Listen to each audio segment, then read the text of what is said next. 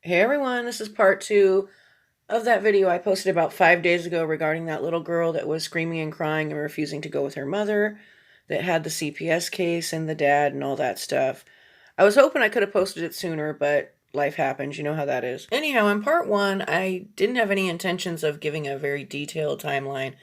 I mostly just kind of gave a really small summary for those that are not familiar with this case. In this video, I will be discussing the last court date that happened on October 2nd, plus the Nancy Grace interview, also the community of creators that have been covering this case, and I will be playing some clips for you guys and sharing my thoughts and opinions, obviously. I seriously don't even know where to start. There is so much to unpack here.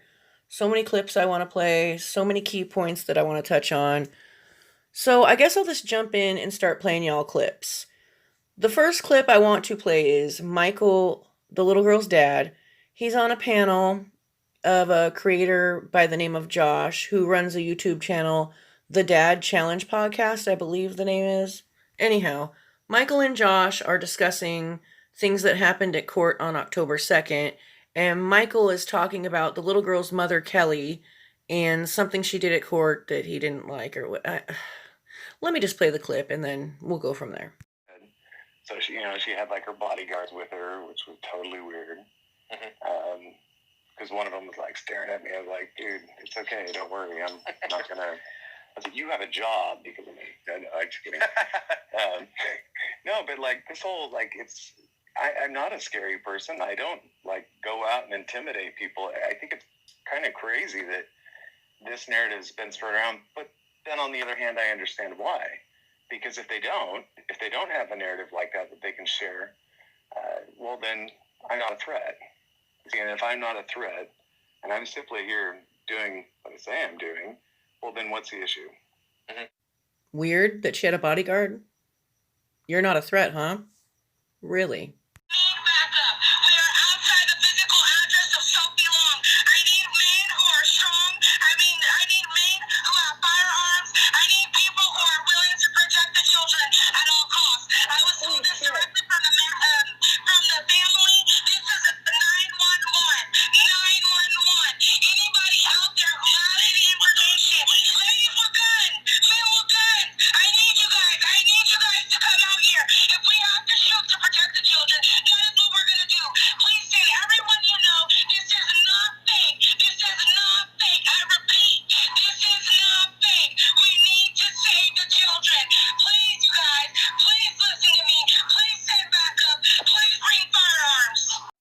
No, that wasn't threatening. No, not at all. Not at all. And Michael will claim that he has nothing to do with what that lady just said in that video, but I have some clips to play you that tell a different story. Before I play you those clips, though, let me tell you a little bit about this lady that was in that clip I just played you. Her name is Anna, and she runs a small organization called Anna's Angels, and she advocates for kids that are victims of SA. In the beginning of the case, Anna was helping Michael organize protests in front of the courthouse and protests in front of the police department and helping spread the word on social media and whatnot. The reason why Anna was yelling and screaming for men with guns to come help her form a barricade and save the children was because allegedly Michael had got a phone call from his local sheriff's department saying that Kelly, the mother, was coming with armed security guards to get the kids. The county showed up, and 3 of the deputies came over, and they told us that that she was coming with armed security to get all of the kids. And of course, this just came right. Yeah, that's what she said. And we're like, wait a minute, this is what was just shared after the hearing or the conference, and we don't understand why she would be coming to get everybody unless there was another motive. And so yeah, I went back up. Courtney mentioned it to her sister. She mentioned it to a person in the group chairs, and then it got to a person that we work with really closely, Crystal. And Crystal came in through Anna.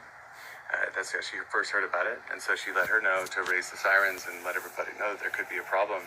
And boy, did she ever! And she, and look, again, I'm going to say it came from a place of care. I truly believe that. I think that there's no question that she is been out there all the time, raising awareness about this issue, and as a result, and as a result of all the efforts that everybody put in, but Anna specifically, she's really done a ton. So I'm working to get this cleared up, because again, there's a lot of miscommunication in between. I didn't step into it until afterwards, so that's why now it took a little bit of time to understand what actually happened. Let's see, more questions. See, this all happened in early September, and y'all just heard Michael saying in that clip right there that it was a miscommunication, and he didn't come in till much later, and he didn't know that, they had been alerted, and he didn't ask for any of that, right? Yeah, okay. Well, this past week, guess who uploads a new clip? Oh, is it true that Kelly went to Michael's house with 4 men trying to take Sophie? Yes. Who told them? That's on the internet. Yeah, no. And, no, we were told from the sheriff's office that she was on her way from Frisco with armed security to take Sophie, and that came down after the court decision, and so that's what we were told. So do you still need people en route? Do you still need that? Yes? That's kind of what we're trying to figure out, where to place everybody too. So that's why Ashley and I were talking about it, because that's our going to leave the barricade. Because there is a place where we can bring in people and we can have a barricade for property. 100%. I think we need people out here. Well, I can leave right now. I have 7 people. I can leave right now. You need people to protect your property. I have 17 vehicles full of people already en route. Yes, Crystal. I put together a team earlier when we were... Apparently, Anna covers her own ass. Apparently, this is not her first rodeo, I guess. Anyhow, Anna wasn't the only one that posed a threat to Kelly. There were a lot of other people, just random people on TikTok and on YouTube and on Twitter, doxing Kelly's address and sending her death threats.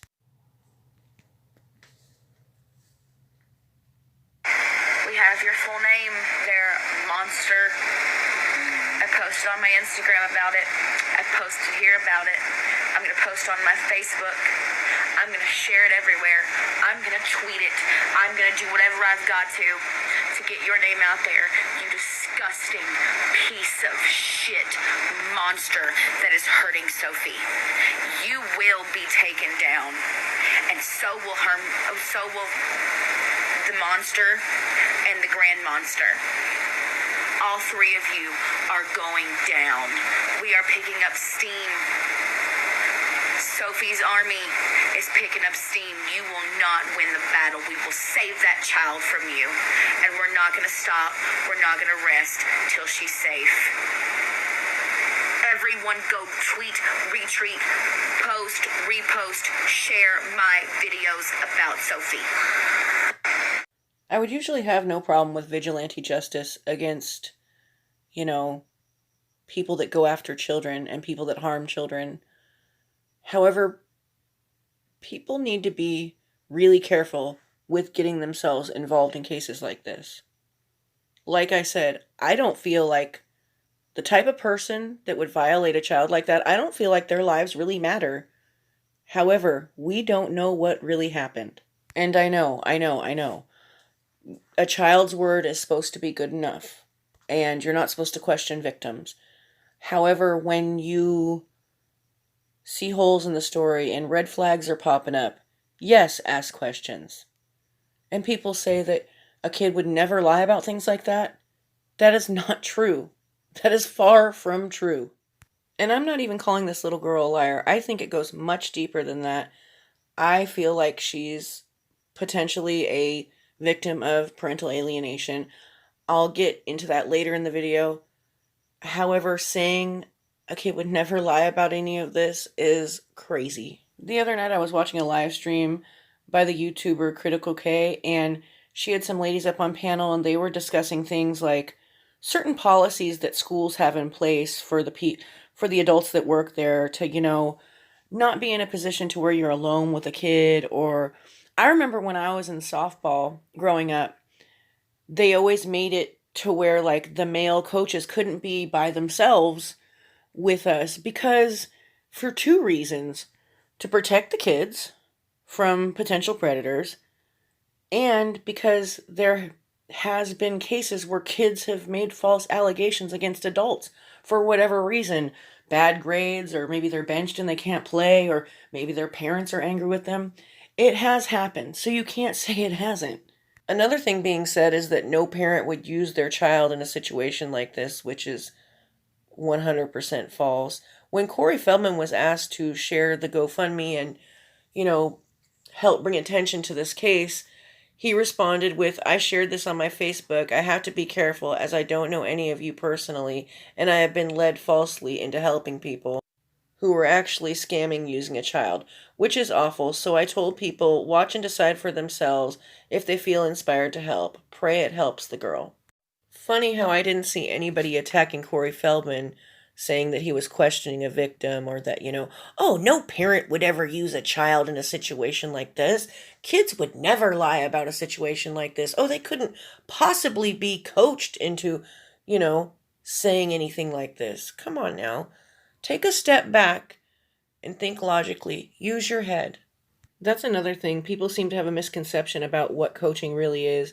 It has very little to do with children following a script provided by a parent, and more to do with brainwashing, repetition, constantly saying negative things about the other parent, along with threats of, oh, daddy's not going to ever let you see me again if you go with him. Things of that nature. It has very little to do with writing out a script and making a huge plan. Anyhow, I think I'll get more into that later. Right now, I'd like to play you a clip of a phone call from 2017 between Kelly and Michael. And I'm just going to play the part where they're talking. I don't think it's necessary that I play the part where the little girl and the two little boys are talking to Michael. However, I will kind of, recap what they talked about, because I think it's important. Because I feel like this phone call says a lot about what's going on right now, being that 2017 was basically the beginning of this. I really don't understand I know everything you've done. I've been watching you the whole time. What exactly have I done, and what do you need I to know talk to the kids about? Mexico, I know Ernest, I know it all, and you know I know it all, and I've always known it all, and you've got about it. But guess what? I don't care anymore. So you're going to go to court with me, and it's going to be a freaking journey. So if you want to play, I would be careful who you're playing with now. I'm done with my classes. I graduated. I don't understand what your classes have to do with... Are you kidding me? I went through mastery classes in every tradition in this world. I know magic you don't even understand. You could if you wanted to, but you kicked me out of the door. So you're going to use magic against me? I'd use anything I have to protect my children and to spend time with them. And since you're alienating me, it's going to look really terrible on you in court, especially since you're acting like a whore in your current relationship. So give me the kids now. Just for the record, we tried to FaceTime you twice last week, and you weren't available. Just for the record, you play games, and you have for a long time. And Michael, I asked you to FaceTime them at 8 o'clock both evenings, and both evenings you weren't available. Back to me? Okay, are you going to talk to Sophie in a nice way? Yes, I am. Yes, of course I am, because she's my daughter, and I love her. You, however, betrayed me, so give me my daughter. Now. Michael, you know we've been divorced for 2 years, right? You know, Kelly, I still carry all of those little sticks that you put in me, and I'm going to pull them off. Sophie, can you come here?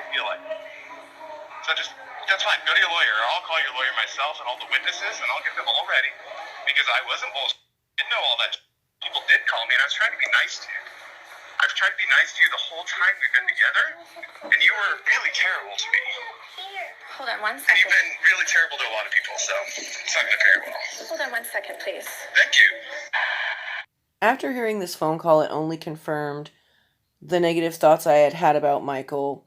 Before hearing this, I wasn't buying the whole, I'm this kickback Reiki master of the land, and I talk to angels, and no. I wasn't buying that bullshit, not one bit. The second half of the conversation was with the kids, and he was basically just, I'm not even going to judge him for that second half of the conversation. He was saying that they were angels, and he's an angel, and, he's giving this crystal garden to the little girl, and you'll be able to see it from the moon, and he met an angel, and he has proof, and he's going to get a shaman, so, everybody will know that it was real, and all this random stuff, and I understand he's human.